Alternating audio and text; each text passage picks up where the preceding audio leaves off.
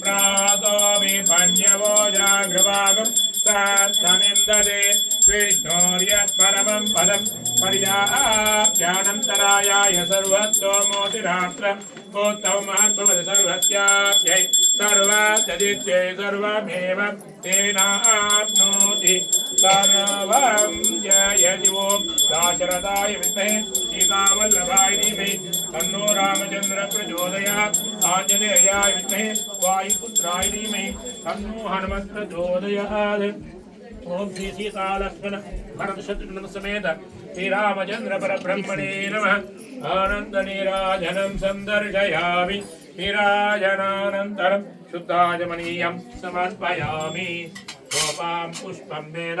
पुष्पवान् प्रजावान् पशुमान् भवति चन्द्रमा वा अपां पुष्पं पुष्पवान् प्रजावान् पशुमान् भवति एवं वेद योपा